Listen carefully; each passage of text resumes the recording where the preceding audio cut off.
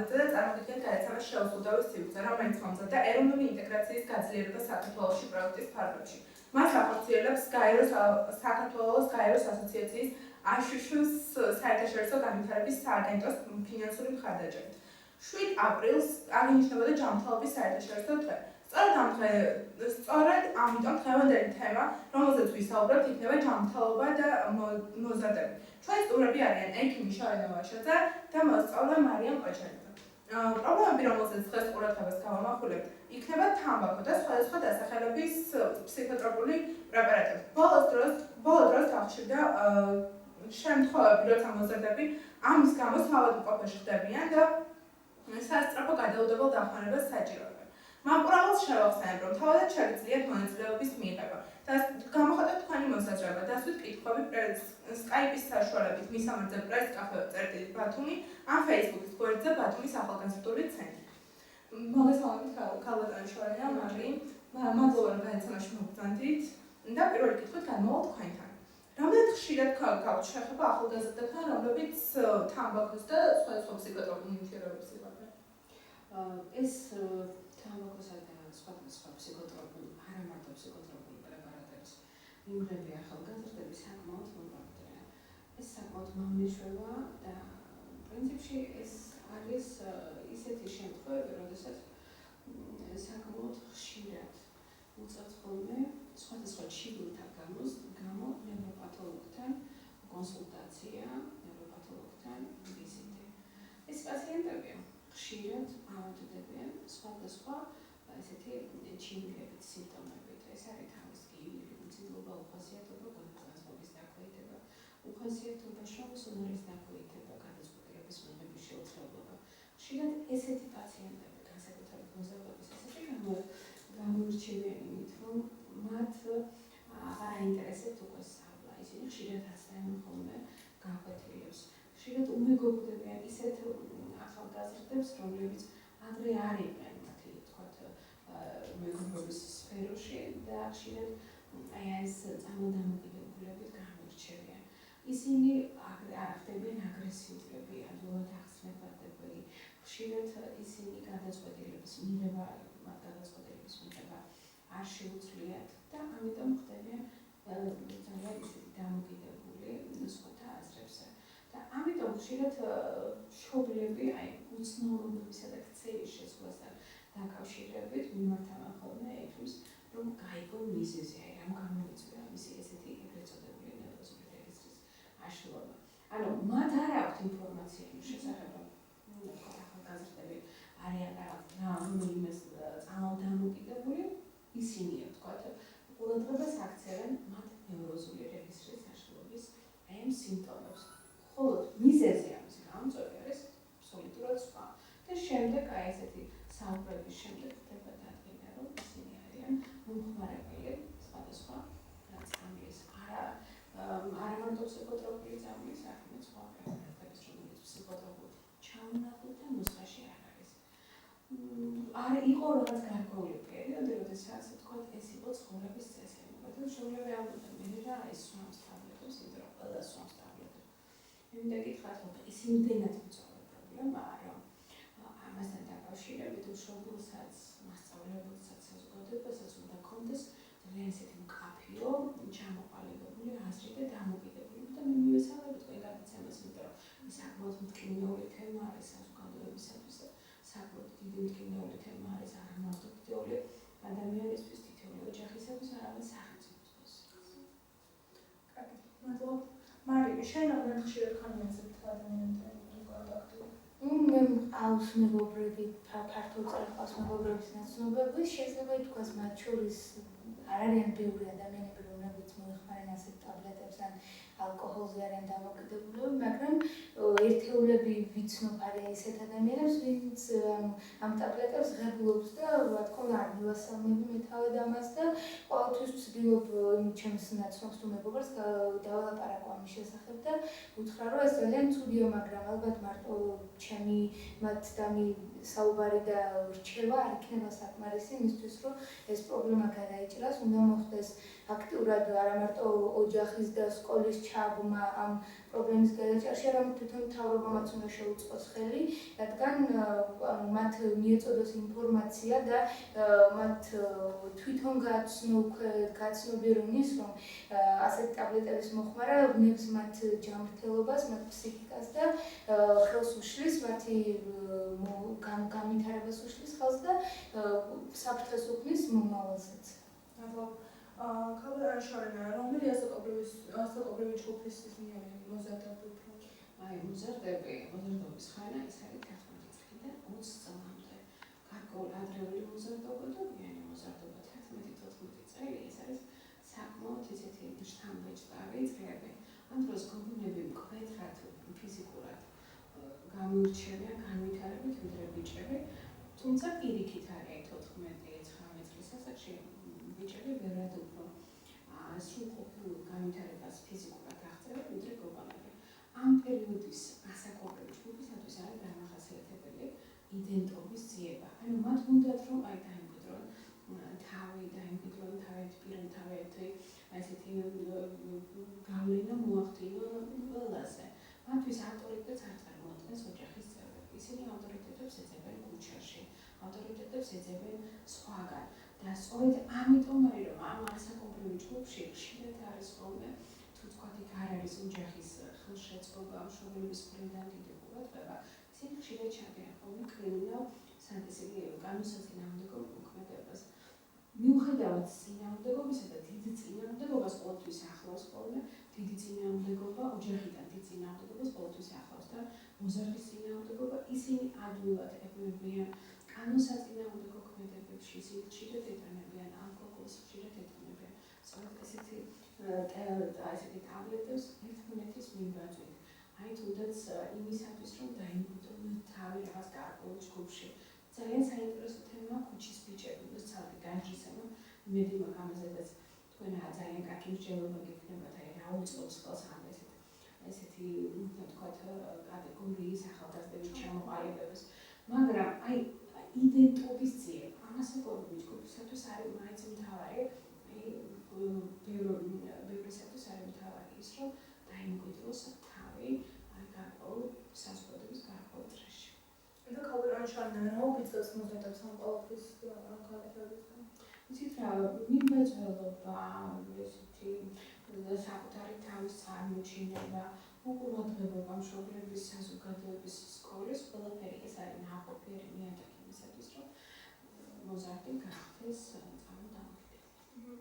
არ შეხოთ ამბობთ, რომ ეს იმათ მაგალითად ისეთ ბრალმობინს გამოდის. მე შემიძლია დავთანხმო ქალბატონ შორენას და ჩემი აზრით საერთოდ რაც იწვევს მათში სწორედ ამ გზით წასვლას, ეს არის რომ შეიძლება ეს იყოს მიზეზი დეპრესია იყოს ამის მიზეზი, ან ოჯახური კონფლიქტი სახლში, ან მეგობრების წრეს ისეთ ადამიანებში გარემოში მოხდეს, სადაც სხვები ამას აკეთებენ და ის ცდილობს რომ მიბაძოს მათ და ეს მას უკვე გონია რომ კარგია. ხშირად აგრეთვე ამას აკეთებენ ადამიანები, რომლებიც ყურადღებას ვერ გრძნობენ საზოგადოების მხრიდან, ან პირიქით უსამართლობას გრძნობენ საზოგადოების მხრიდან და ცდილობენ რაღაცა დაუმტკიცონ ხალხს და თავი წარმოაჩინონ, თუმცა ეს რა თქმა უნდა არ არის სწორი გზა საკუთარი თავის წარმოჩენისა, მე ვფიქრობ. შესაძლებელია თუ არა წამის ამოქმედება ფსიქოლოგიურად ან ფიზიკურად დასაკვირველი. წარმოდამოკიდებულება იწვევს ქცევის შესვლას პირველ რიგში, არა მარტო ფიზიკურ და გარემო ცვლილებებს, არამედ ქცევის შესვლას. ეს ადამიანები, ანუ წარმოდამოკიდებულები გამოირჩევიან თავიანთი ინდიფერენტულობით, თქვათ, ჩვეული ქცევების დავიწყებით, უხასიათობით, აი როგორც ვთქვით, ძალის დაქვეითებით, შრომის უნარის დაქვეითებით. თუმცა გარკვეული პერიოდის მანძილზე წარმოდამოკიდებულებას ახასიათებს გარკვეული ეიფორია, ანუ მათ პირიქით აჟიტირებულ მდგომარეობაში გადადიან ისინი და საკმაოდ აქტიურად შეუძლიათ რაღაც გარკვეული დავალებების შესრულება. მხოლოდ პირველი და ორი, აი ეს მოხმარების შემდეგ.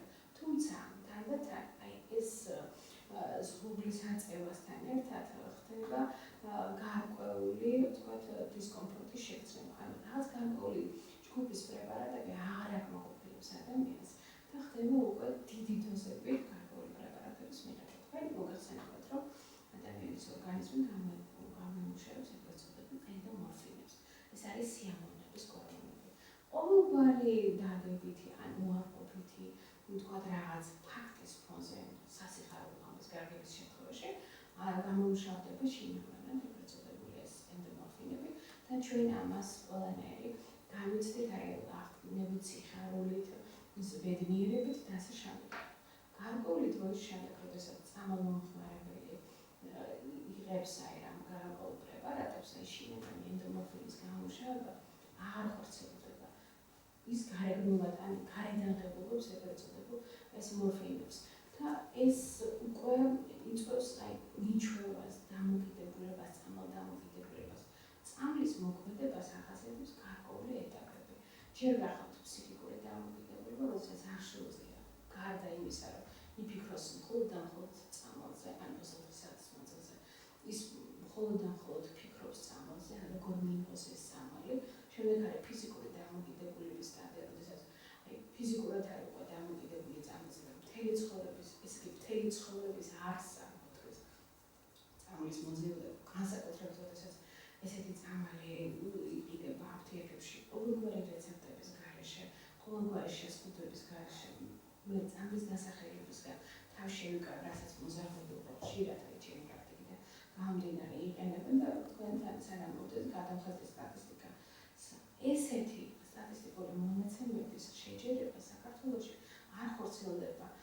თუ გადახედავთ შინაგან საქმეთა სამინისტროს ესეთი სტატისტიკურ მონაცემებს, წამალდამოკიდებულების შემთხვევა, ნარკომანის შემთხვევის რამდენიმე ფაქტი არის, რამდენიმე 1000 ფაქტი არის დაფიქსირებული. თუმცა მასიურად ესეთი კვლევა იმის შეფასება მოზარდებში როგორ არის, თქვათ, წამალდამოკიდებულება გავრცელებული, ესეთი სტატისტიკური მონაცემები არ არსებობს, ხო? ანუ ესეთი საკვლევი ჯგუფი შემოწმებული არ არის. ამიტომ ძალიან ისეთი ყურადღებით უნდა იყოს მშობელი და მასწავლებელი, რომელმაც ადვილად უნდა შეამჩნიოს ადამიანის შეცვლა, მისი პიროვნული თავისებურებების შეცვლა, მისი ქცევის შეცვლა. ადამიანი, რომელიც ყოველთვის გამოირჩევა და სწავლობს, პასუხისმგებელი მეგობრები, რომელთანაც საერთო ინტერესები ჰქონდა, მას გაუჩნდა ახალი მეგობრები, რომლებიც ნამდვილად, ვთქვათ, ვერ აკმაყოფილებს მისი ოჯახის წევრთა, ვთქვათ, მოთხოვნებს სხვა კრიმინალური ქმედებების გამო. ეს არის ის საფუძველი, რომ ცოტა ყურადღებით დაუბრუნდეს თავის შვილის მოსწავლეს და ჩაატაროს აუცილებლად პროფესიონალის კონსულტაცია. დიახ, და როგორია შედეგები ამ ყოველთვის რამდენი? ახლა მე თქვენ ერთ რაღაცას გეტყვით, შედეგები საერთოდ შორსასრული შემთხვევები არის საკმაოდ მძიმე. ესეთი პაციენტები ხშირად ხდებიან ესეთი რეანიმაციულ განყოფილებებში, გართულებები საკმაოდ მძიმეა. ხშირად ესეთი შემთხვევები მთავრდება ლეთალობითაც. თქვენ თუ გაიხსენებთ ახლა ისტორიას წამალდამოკიდებულებასთან დაკავშირებით, განსაკუთრებით ნარკომანიასთან დაკავშირებით, თქვენ გახსოვთ ალბათ, რომ კოკას ეჭავდნენ და როდესაც კოლუმბის მეზღვაურები ჩავიდნენ ამერიკაში, ნახეს, რომ ყველაზე მაქსიმალური ასაკი იმ ადამიანებში, რომელიც ინდიელები პასუხობილობაში კოკას ეჭავდა და კოკაინს იღებდა, ეს იყო 30-35 წელი. ანუ საკმაოდ მძიმე ესეთი შედეგებია ესეთ ნარკომანებთან მიმართებაში. ისინი გამოიყურებიან როგორც ვთქვათ, მოხუცები, მათ აქვთ საკმაოდ სერიოზული გართულებები გვიძლის სხვა ორგანოს პათოლოგიების მხრივ და ყველაფერი ამის საბოლოო გახლავთ პიროვნების შეცვლა, მისი დეგრადაცია, ქცევის შეცვლა და მთელი რიგი ორგანული პათოლოგიები. ახლა რაც შეეხება მოზარდებში ეხლა გამოვლენილ თქვათ მიმართულებას უფრო ტოქსიკომანებს, რომელიც ქირურგიის საშუალებების ხშირად იყენებენ იმისათვის, რომ მიიღონ თრობა და არიან ტოქსიკომანები. იმ წამალდამოკიდებულებს, რომლებიც სხვადასხვა პრეპარატებს, სხვადასხვა ჯგუფის პრეპარატებს ხშირად იყენებენ, ამ მხრივ კვლევა საკმაოდ ესეთ საინტერესოა, თუმცა არ ჩატარებულა. საქართველოს მასშტაბით მეტ-უმეტეს ესეთ კვლევა კვლევები არ არის. და აი ზოგადად ეს კვლევები არის ძალიან საინტერესო. და თვითონ ეს სამიზნე ჯგუფი, მოზარდების ჯგუფი არის ძალიან პრობლემატური და ძალიან ესეთი ინტერესს ბადებს კვლევებთათვის. მადლობა.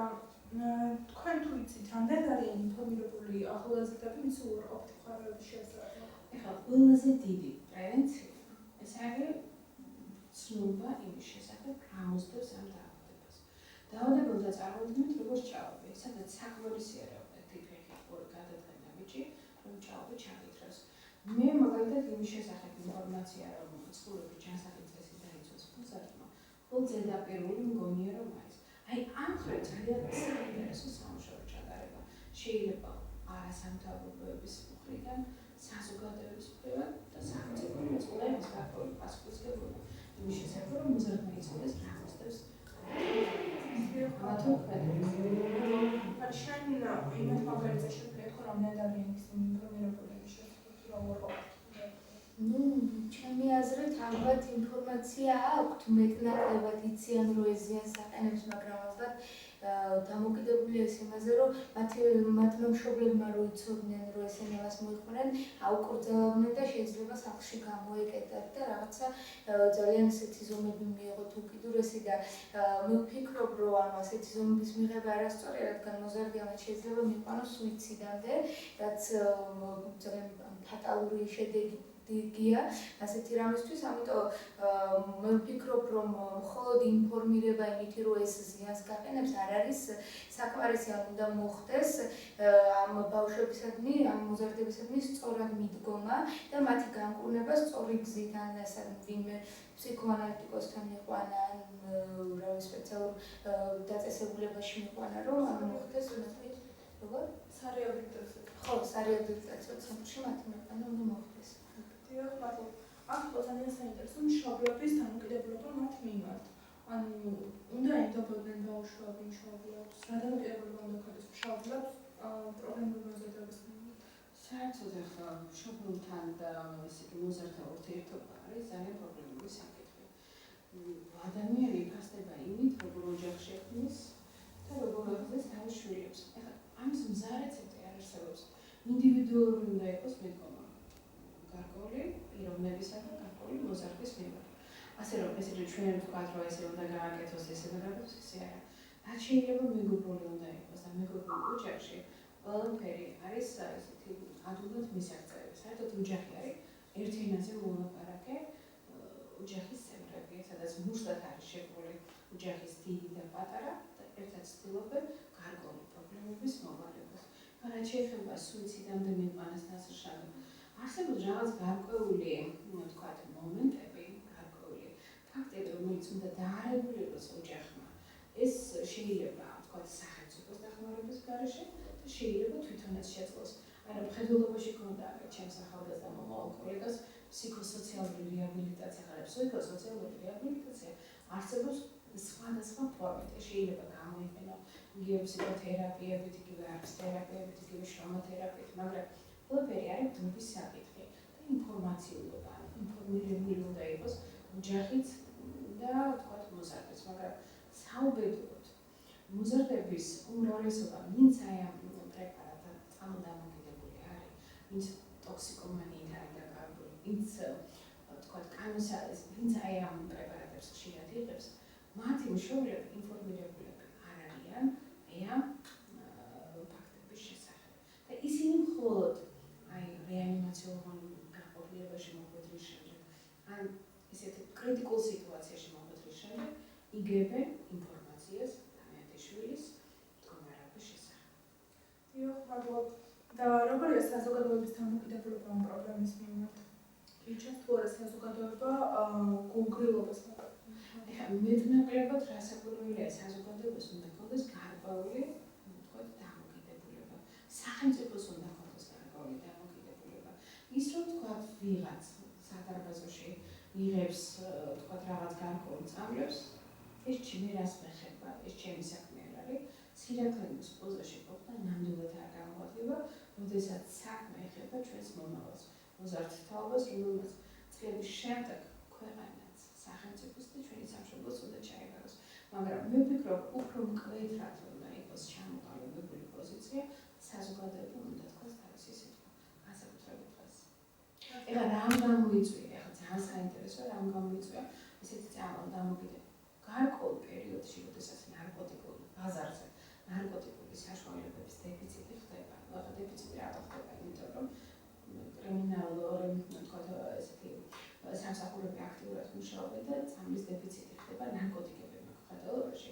იქ ხდება ალტერნატიული, თქვათ, რაღაცის მოძიება, ნიშის მოძიება და სწორედ ამ ალტერნატიული ნიშის მოძიების დროს ხდება აი ესეთი წამლების რაღაც გარკვეული ჯგუფის შექმნა, მოფიქრება, რომელიც გარკვეული პერიოდის მანძილზე, ესე იგი გარკვეული პერიოდის მანძილზე გარკვეული ჯგუფისათვის ხდება ესეთი სასიამოვნო და ხელმისაწვდომი.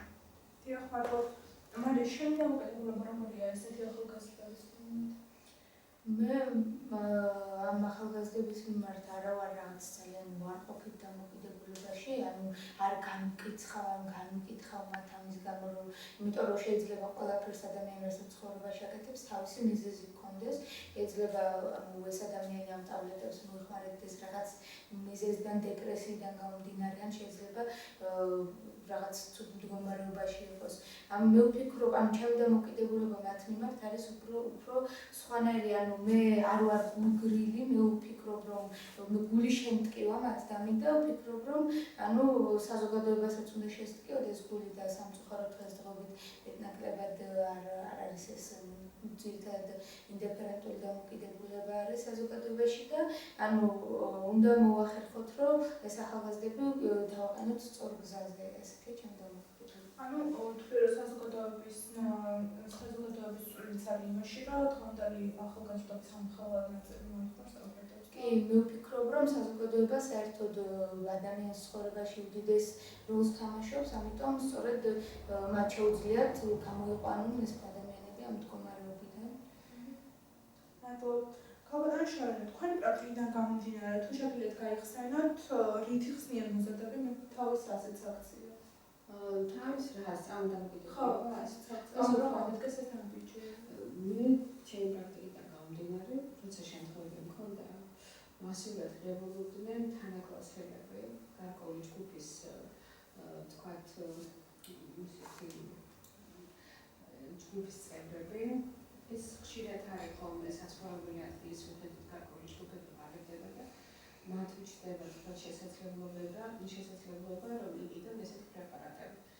ეს უფრო არ გახლავთ მიმოძველება, როგორც ახლა თქვი, უფრო ინტერესი რა არის, გასინჯოს ინტერესი და დაიყვანოს დიდი ინტერესი და დეპრესიით და იმით, რომ ტაბლეტს ვანგეს მოზარდენ, ესეთ შემთხვევა არ გქონია. არ წამიკითხავს. დიახ, მადლობა. იწვევს თუ არა ეს ისეთ დამოკიდებულებას, როგორც ნარკოტიკი, ალბათ იწვევს თუ არა დამოკიდებულებას, რასაკვირველია. დამოკიდებულებას გააჩნია თავისი ფაზები, ხო? აქვს ეს ხო? ორი, სამი ოთხჯერ რამდენიმე მოხმარების შემდეგ მას უჩნდება ასეთი სურვილი და ეს არის ეტაპები ფსიქიკური, ფიზიკური დამოკიდებულება. ეგრეთ წოდებული აბსტინენციის სინდრომი, შიმშილის სინდრომი, როცა ვერ ძლებს უკვე ამ ტაბლეტების გარეშე. აქვს ეს დამოკიდებულების გარკვეული ეტაპები. და როგორ ფიქრობთ, რატომ არის ასე ადვილად ხელმისაწვდომი მოზარდებისთვის ეს საშუალებები და მისთვის უწყოსამოშიფრებელი? ვიცით რა არის კიდევ მიმეორებ, როდესაც ნარკოტიკებთან დაკავშირებით ხდება გარკვეული კრიმინალური ქმედებების განხილვა, ალტერნატიული გზების მოძიება ხდება. ესეთი პრეპარატების, თქვათ, მოძიება ხდება სისტემატურად.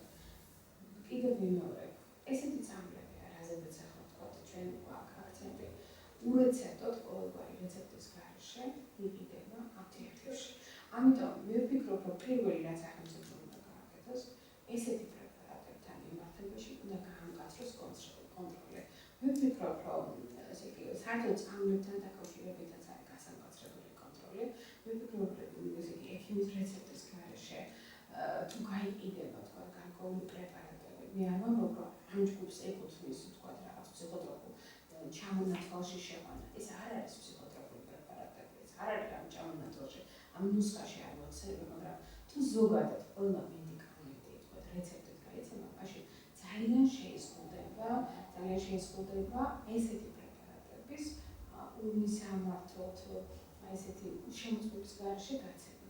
ხა მეორე მომენტიც არის, მხოლოდ იმიტომ, რომ აფთიაქმა თქვათ რაღაც მოგება ნახოს, ეს ყველაფერი არ არის. ან უნდა გავაკეთოთ მეორე მხრივ, მაშინ სააფთიაქო სისტემას უნდა ვთხოვოთ, სახელმწიფომ უნდა მიიღოს ესეთი დამოკიდებულება, რომ მოზარდებს სადღაც 18 წლამდე არ მიცეს ესეთი ჯგუფის პრეპარატები. ესეც ხო მნიშვნელოვანია. მოკლედ, გამოსავალი ამაში უნდა ნახოს სახელმწიფო. დიახ, წავიკითხე სტატია, სადაც ჟურნალისტი წერდა, რომ ჩვენ ჩავატარეთ კვლევა და ვაკეთებოდით სხვადასხვა აფთიაქებს, სადაც შედიოდნენ ახალგაზრდები, მოზარდები 18 წლამდე ასაკის ბავშვები, ყიდულობდნენ იგივე ფსიქოტროპულ ნივთიერებებს და ფსიქოტროპულს ვერ იყიდიან რეცეპტის გარეშე. ახლა და მაგას ვთქვათ, რომ რეცეპტის გარეშე ყიდულობდნენ და აქვე იყო კიდევ მეორე ადამიანის მოსაზრება, რომ თუ ყველა წამალზე იქნება რეცეპტი, ესეთ წამლებზე ყველას არ იქნება იმის საშუალება, რომ ყოველ ჯერზე მივიდეს ექიმთან და თავისთავად. ამიტომ ამას უნდა დარეგულირება და მოდიქრება. მე ასე მოგიწევ. აი რაღაც რო გავაკეთოთ, რომ 18 წლამდე ეგრეცეთ რეცეპტი გრამის. ამ წამლის კიდის საშუალება რო არ ვიცით ვინმეს. ან რაღაც გარკვეულ ხომ არის ალკოგოლზე ვთქვათ. შეზღუდული ალკოგოლი ხმართებაში. საქართველოში არ არის, რომ აფთიაქის მუხლი არ არის შეტანილი. აი ეს ამ კონტექსტში დიახ, მე თქვენ ამას ვერ გადავწყვეტ, მაგრამ რაღაც გარკვეულ მეცხრეებმა შეიძლება გარკვეული დამოკიდებულება თავის მკვეთრი პოზიცია ამ საკითხების მიმართ ჩამოაყალიბოს და ეს იქნება ძალიან წინა დოკუმენტებში. დიახ, საუბრობთ ახალგაზრდების შემდეგ იცვლება თუ არა მათი დამოკიდებულება ცხოვრების მიმართ. იცით რა არის საავადმყოფოდან მოხვედრის შემდეგ კიდევ მეორედ რომ არის ადამიანები, რომლებიც სხვანაირად უყურებენ თავიანთ ცხოვრებას გავლით, არიან ადამიანები, რომლებიც ისევ აღრძევენ და ისევ ხდებიან წარმოდამოკიდებლები. დიახ, ავადმყოფები არიან ესენი. ავადმყოფები არიან, რომელსაც სჭირდება საკმაოდ სერიოზული მკურნალობა. აქ არის კომპლექსურად ჩასატარებელი მკურნალობა. არამარტო თქვათ ფსიქოთერაპია და ეს უნდა იყოს ოჯახური და ინდივიდუალური, არა მედიკამენტოზური, არამედ მთლიანად არის ჩასატარებელი კომპლექსური თერაპია. დიახ, და როგორ შეიძლება ვეცადოთ ამ პრობლემას საკუთარ საზოგადოებაში? აი კიდევ იმეორებს, რომ აქ უნდა იყოს აუცილებლად განკაცებული კანონი საზოგადოებამ, ანუ სამოქალაქო სექტორმა უნდა გააკეთოს ძალიან დიდი საქმე, ეს არის საინფორმაციო პრეზენტაციის და უნდა გააკეთოს სხვადასხვა ჩასაღიწესის პროპაგანდა ნამდვილად და უნდა იმსჯელოს იმ შედეგებზე, რომელიც ამ დაავადებას მოჰყვება. იმიტომ რომ წარმოუდგენელია, ეს არის გენოფონდი საქართველოს სახელმწიფოს ძლიერების გენოფონდი, რომლის ავადმყოფობა რასაკვირველია წლების შემდეგ საკმაოდ დახს დაასვენს, დიდ დახს დაასვენს ქვეყნის ერის სახელმწიფოს განვითარებას. მადლობთ. ამ წელს თავად თემა იყო მაღალი წნევიანი ჰიპერტენზია. საინტერესოა მოზარდებს რამდენად აწუხებთ ეს პრობლემა და რა იწვევს ამას? არტერიული ჰიპერტენზია შეიძლება გამოწვევა იყოს უამრავი მიზეზი. ეს შეიძლება იყოს გენეტიკური ფაქტორები, შეიძლება იყოს სხვადასხვა ორგანოთა დაზიანებით შედეგად გამოწვეული არტერიული ჰიპერტენზია და შესაძლებელია იყოს თქვათ ფუნქციური აშლილობები, ნევროზული რეგისტრის აშლილობებიც, აშლილობების ფონზე გამოწვეული არტერიული ჰიპერტენზია. ანუ ესე ზოგადად ვთქვათ, რომ აი ეს იწვევს ამას, ესე არ არის. სხვადასხვა მიზეზთან გამო შესაძლებელია იყოს არტერიული ჰიპერტენზია. მადლობთ. ანუ ყველა პრობლემის აღმოფხვრა ბუნებრივია, აღმოფხვრაში ბუნებრივია დიდი როლი ენიჭება ჯანსაღმწეობის პოპულარიზაციას საზოგადოებაში. თქვენი აზრით ხდება თუ არა საზოგადოების სწორად ინფორმირება ამასთან დაკავშირებით? ცხოვრების ჯანსაღმწეობაზე. ეხლა აქტიურად მუშაობს ამ კუთხით ტელევიზია. მე ვერ გეტყვით, რომ თქვათ მოსახლეობა აქტიურად არის ჩართული პრესის ფურცლებზე. ამის გაშუქება მეტნაკლებად ხდება, მაგრამ მეორე საკითხია, რამდენად კითხულობს, რამდენად არის ხელმისაწვდომი ეს მოსახლეობისათვის.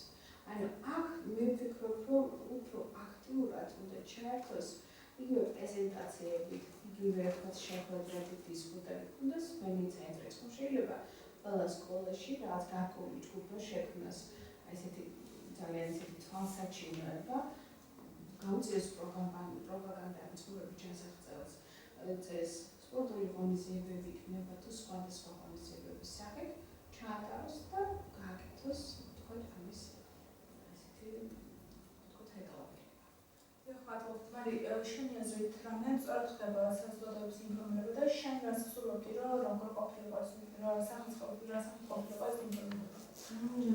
ვფიქრობ ნაკლებად ხდება ინფორმირება, მაგრამ არის მაგალითად საქართველოს პირველი ლედის სანდრა რულოვის თავისი ორგანიზაცია საერთოდ სწორედ ჯანსაღწევრების ბაზთან დაკავშირებით და ხშირად სკოლებშიც დადიან როგორც ვიცი, მაგალითად მე ვიყავი სამოქალაქო კლუბით ბანაკში, იქაც იყვნენ ტრენინგები ჩაგვიტარეს. თუმცა ეს არ ნიშნავს იმას, რომ მთელი საქართველოს მთელი მოსახლეობა სწორედ ამ ერთი ორგანიზაციის საშუალებით ინფორმაციას ყველანი ღებულობენ. საჭიროა აგრეთვე სოციალური შეიძლება პატარა ფილმების გაკეთება, ვიდეო რგოლების გაკეთება, გაშვება ტელევიზორში და ეს საშუალება არსებობს მედია, პრესა, რომ მოახდინონ ინფორმირება მოსახლეობის და დაინტერესონ ხალხი სწორედ ჯანსაღი ცხოვრების წესით. ანუ შეიძლება საკმაოდ თარგდება რაღაც ღონისძიებების აქტივობის ჩატარება რომ ხდებოდეს საკმაოდ დოზით, მაშინ შედეგიც გვექნებოდა, რადგან შედეგი არ არის, აქედან გამომდინარე არ არის საკმარისი. მადლობა. ამ ჩვენ დღევანდელი გადაცემა დასრულებულია. მადლობა ყურებისთვის.